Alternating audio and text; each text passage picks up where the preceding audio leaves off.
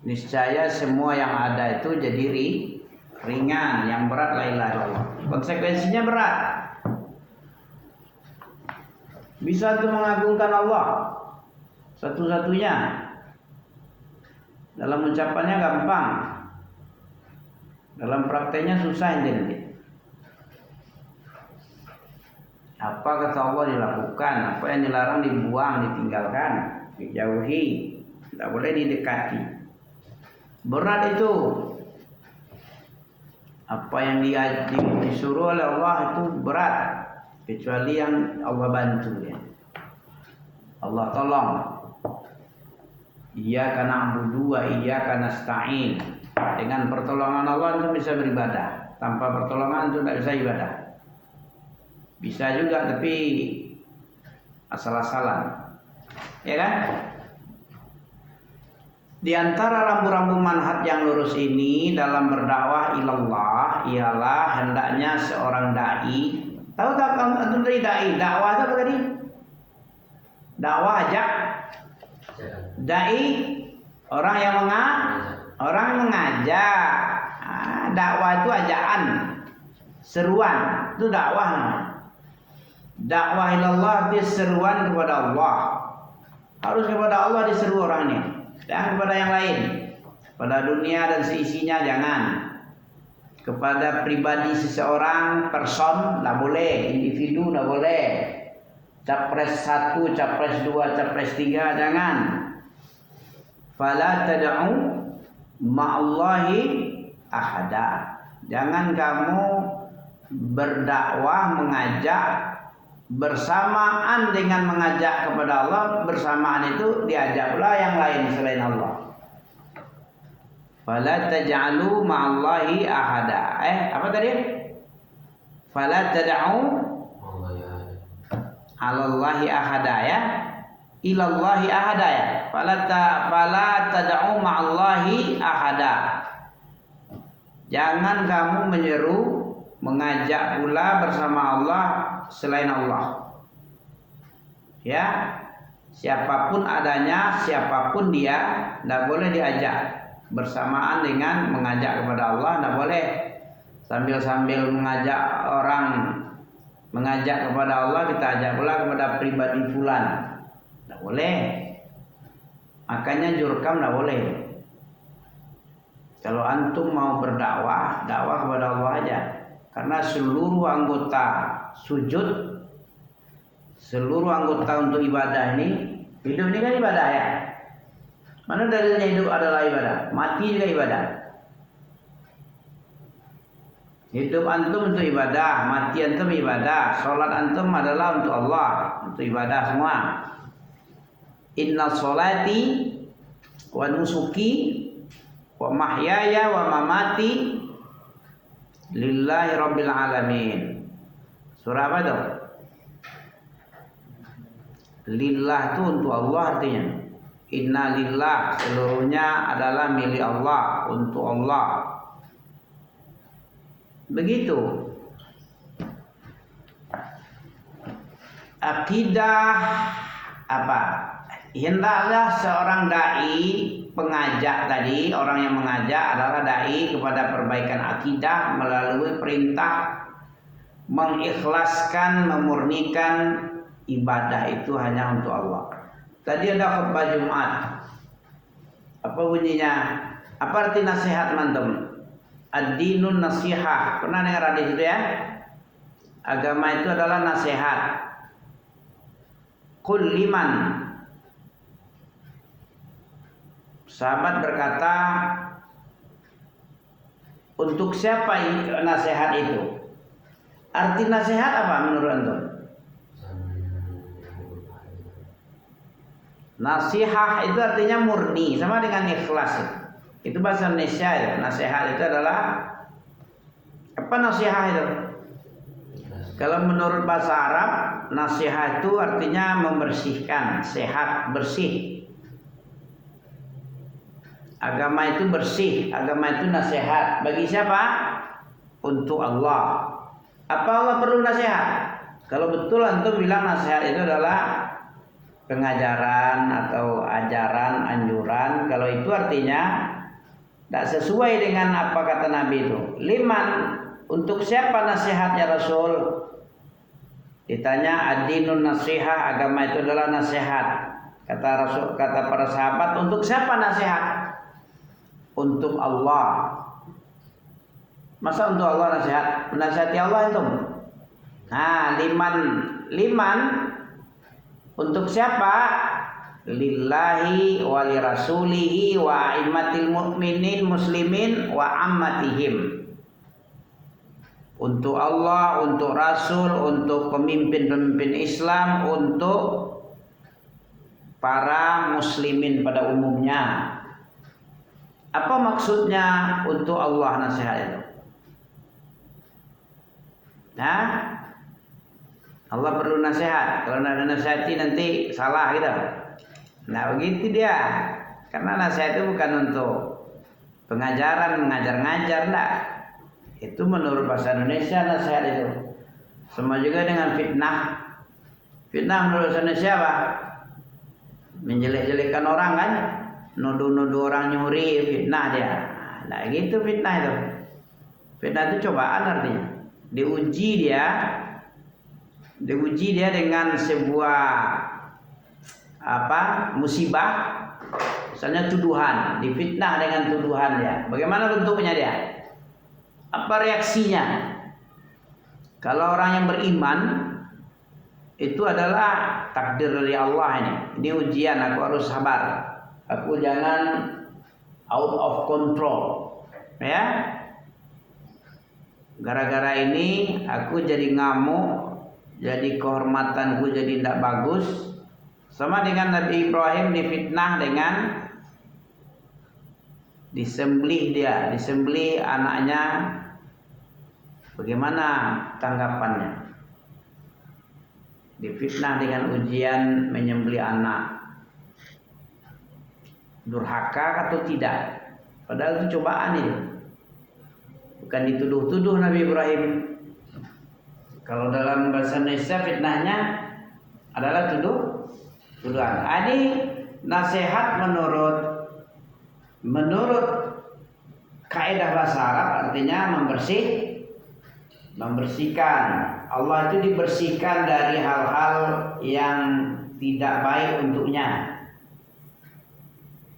Misalnya riya, itu tidak bagus untuk ibadah sambil riya, ibadah sambil syirik, itu tidak bagus. Harusnya sabbihisma rabbikal a'la. Kalau ada orang yang menuduh-nuduh atau menyepelekan Allah, dibela Allah itu. Itulah dibersihkan Allah dari hal-hal yang tidak suci. Orang Kristen menuduh Allah punya anak, mengambil anak. Orang Yahudi menuduh Allah bakhil. Dibersihkan, dibantah seluruhnya. Itu nasihat untuk Allah. Karena nasihat, sehat kan untuk bersehat. Air ini sehat, berarti baik. Nah, bersih artinya. Sahih itu bersih dari kebohongan. Beritanya sahih ini. Nasihat, pembersihan, pemurnian. Nah, sama dengan pemurnian. Wa ma umiru illa liya'budullaha mukhlishina lahuddin. Tidaklah manusia ini diperintah untuk beribadah kepada Allah kecuali dalam keadaan bersih. Jangan dipaksa-paksa.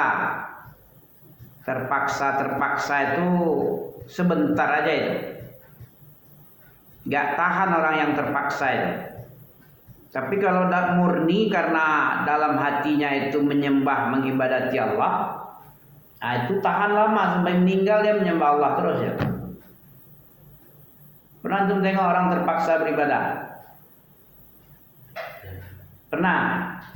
Gimana dia modelnya? Gak lama kan? Bentar aja udah kecapean dia. Tapi kalau orang murni menghafal Quran karena di dalam hatinya itu menghafal, pengen dia menjadi orang hafiz, ibadah kepada Allah dengan cara mengilmui apa yang Allah berikan kepada kita. Menghafal Quran itu kan menghafal ilmu ya. Dakwah kepada tauhid dan mengikhlaskan ibadah hanya untuk Allah adalah poros dan asas serta usul. Asas usul sama ya. Asas dasar fondasi, usul itu landasan atau pokok yang paling utama dari dakwah para rasul. Di mana mereka memulai dakwahnya itu dengan berujung kepada tauhid, mulai start finish kepada tauhid. Mulai dan finish tauhid.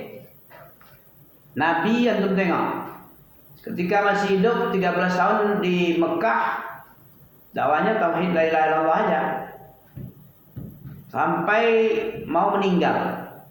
Apa buktinya sampai meninggal Nabi bertauhid, dakwah tauhid. Kata Nabi ketika menjelang meninggal itu, la'anallah al-yahud wan nasara. Semoga Allah melaknat Yahudi dan Nasara. Ittakhadhu qubur anbiya'ihim masajidah. Menjadikan kubur-kubur para nabi-nabi mereka sebagai masjid. Wa ana, saya melarang daripadanya. Wala, jangan kamu jadikan, wala taj'al qabri al-masajid. Jangan engkau jadikan kubur saya masjid, tempat bersujud di situ, tempat beribadah. Kubur Nabi di mana? Ke rumahnya. Di mana sekarang rumah itu? Dalam masjid. Kubur Nabi itu dalam masjid. Sebenarnya di zaman sahabat, di zaman menantunya Sayyid Musayyib, tabi'in apa sahabat itu? Berjumpa enggak dengan Nabi menantu Abi Hurairah itu? Sama Abu Hurairah itu adalah sahabat. Ya. Sudah diingkari jangan sampai kuburan itu masuk ke dalam karena rumah Nabi itu kalau meninggal, di mana meninggal di situ dikubur. Ya, ketika Nabi dikubur, masjid masih kecil waktu itu, belum lebar, belum banyak manusia. Begitu manusia banyak di zaman siapa itu? Abdul Malik bin Marwan, tahun 83 Hijriah. Tahun 83 Hijri, Nabi meninggal tahun berapa? 10 Hijriah. Ya, 10 kan? 10 atau 9? 10 lah. Ya, lebih kurang tahun 10 Hijriah. Sementara masjid itu dilebarkan, dimasukkan rumah Nabi itu. Nabi meninggal di mana dia meninggal, di situ dia dikubur. Meninggal di kamar Aisyah, dikubur di bawah tanah tempat beliau meninggal. Begitu kebutuhan untuk pelebaran, dimasukkanlah pelebaran itu ke kiri, karena rumah Nabi itu di sebelah kiri masjid. Nah, dimasukkan. Kalau tidak dimasukkan di luar masjid itu, diingkari oleh menantu Abi Hurairah, Sayyid Musayyib. Nah, sehingga itu pula sekarang orang punya alasan itu di Madinah, di Masjid Nabi, Masjid Nabawi, kubur Nabi di dalam masjid. Nah, jadi syubhat ya. Bagaimana untuk menjawab nanti ini? Kalau orang salaf tidak boleh ada kuburan di masjid, tidak boleh menghadap, tidak boleh sholat di tempat ada kuburan, baik itu di depan maupun di sekitar. Tapi di Masjid Nabawi ada kubur Nabi. Gimana itu? Samakah kita dengan itu? Dengan Nabi? Tidak. Kalau orang biasa ada di pekuburan umum. Kalau Nabi beda, dan dimasukkan kuburan itu ke dalam area masjid, ke dalam masjid itu sudah diingkari oleh ulama. Said Musayyab menantu Abi Hurairah, ya, karena dia adalah seorang ulama, penguasa, lain pula kehendaknya, jadi mengingkari dalam hati aja lah. Begitu ceritanya. Jadi bukan alasan itu bahwa bolehnya orang berkuburan di dalam masjid, bikin kubur di dalam masjid tidak boleh. Ya, mungkin ada pertimbangan pula di masa khalifah waktu itu, karena kubur Nabi itu akan dicuri jasadnya oleh Yahudi. Seandainya di luar sudah ada orang Yahudi berupaya itu bikin terowongan sampai ke kubur Nabi dan jasad Nabi mau diambil. Untuk balas dendam lah.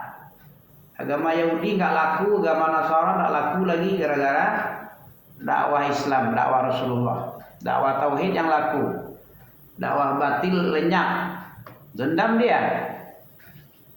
Yang berkuasa jadinya Islam lagi, disempurnakan, dan agama selain Islam dibatalkan. Nah, itu kan marah orang-orang yang itu. Dicuri, kemudian mimpilah raja ketika itu bahwa kubur Nabi, jasad Nabi akan diculik. Dikumpulkan seluruh penduduk Medina, ya kan?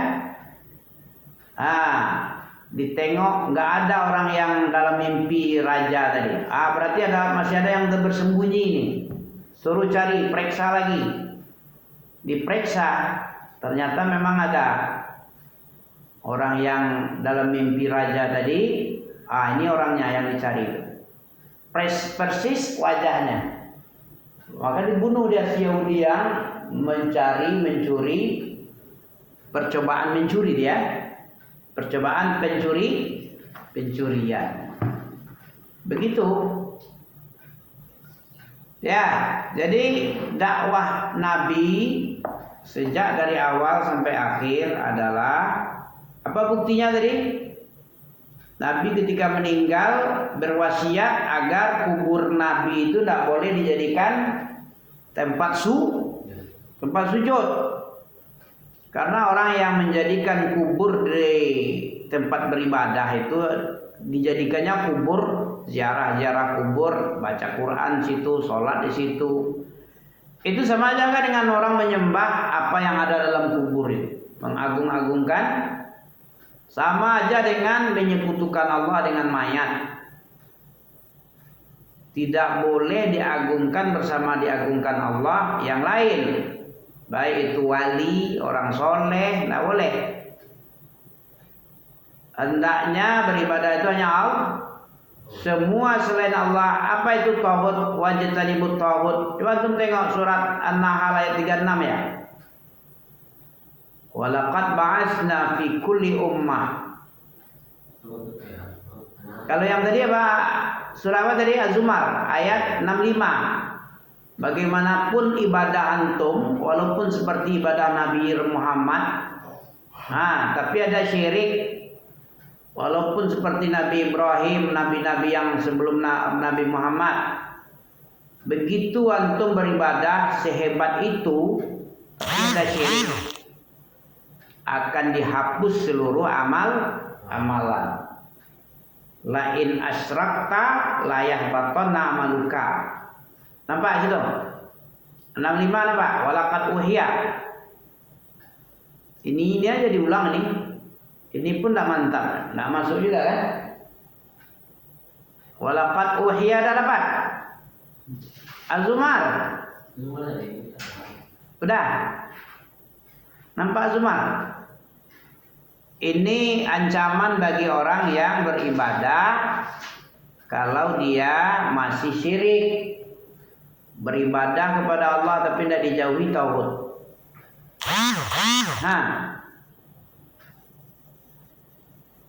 Bagaimanapun ibadah. Coba tuh baca. Walaqad uhiya. 65.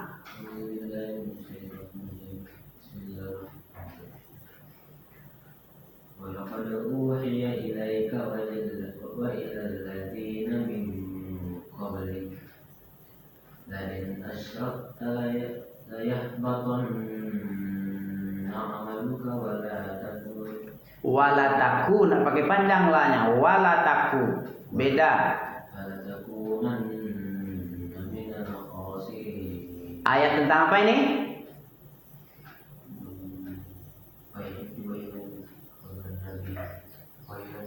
Ya, ayat itu memang diwahyukan kepada Nabi, tidak mungkin kepada yang lain lah. Memang ayat itu wahyu itu.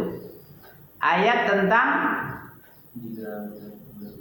wahyu, ya, ayat wahyu sama, diwahyukan, diperintahkan agar tidak boleh syirik. Ya, ada ancaman itu.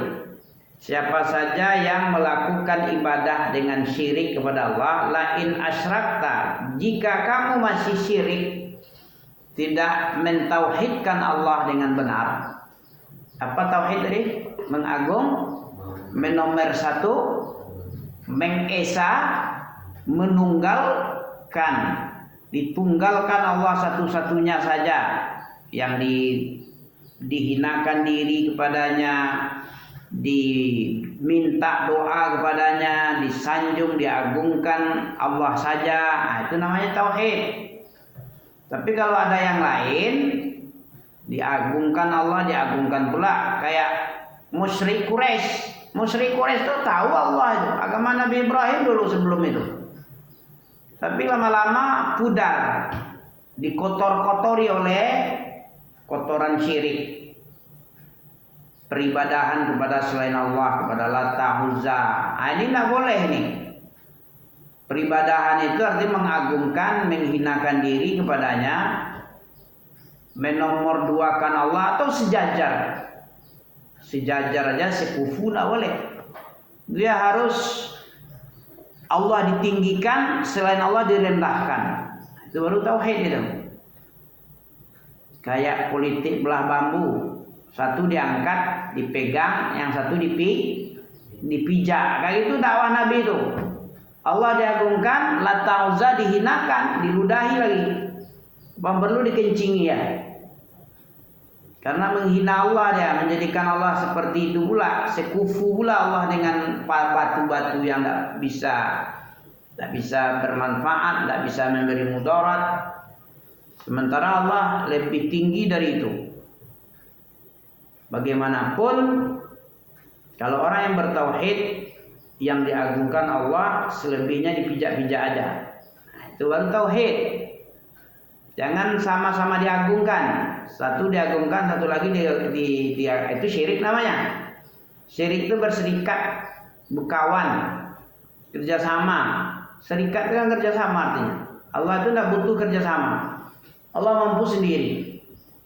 Ngapain yang lain diagungkan bersama Allah? Jangan. Apa dakwah Nabi? Walaqad ba'atsna fi kulli ummah. Sungguh-sungguh kami telah membangkitkan setiap umat, pada tiap-tiap zaman, tiap umat seorang apa misinya? An ya'budullah wajtanibut apa tauhid? Itu syirik, menserikatkan. Kalau kamu menserikatkan Allah dengan apapun, Allah akan benar-benar hapuskan semua amalanmu. Apapun amalanmu, tidak ada artinya, hapus. Itu Nabi, kepada Nabi dibilang itu. Bukan kepada selain Nabi. Nabi yang paling tinggi, yang paling agung. Nah, kalau kamu Nabi mensyirikatkan Allah, syarakta lain asyrakta, kalau kamu serikatkan Allah dengan apapun, layah batonna, sungguh-sungguh akan dihapus, percuma ibadah. Ini penting. Apa tauhid? Ma'ubidah min dunillah. Apa ma'ubidah min dunillah? Apa saja yang diibadahi selain Allah. Itu tagut, apa saja dijauhi. Allah didekatkan, yang lain dijauhi, dihilangkan. Itu namanya la ilah. Dihilangkan ilah tagut, illallah kecuali Allah. Tagut itu artinya berlebih-lebihan. Pernah antum tengok togo? Asal katanya dari toga, tughyan, togoya. Fir'aun itu adalah tagut. Siapa Fir'aun ini? Izhab ila Fir'aun innahu tagha. Apa tagha itu? Kayak gitulah mengibadah Fir'aun, tagha, berlebih-lebihan. Padahal nggak pantas untuk berlebihan ibadahnya, tapi dia minta gitu diibadahi.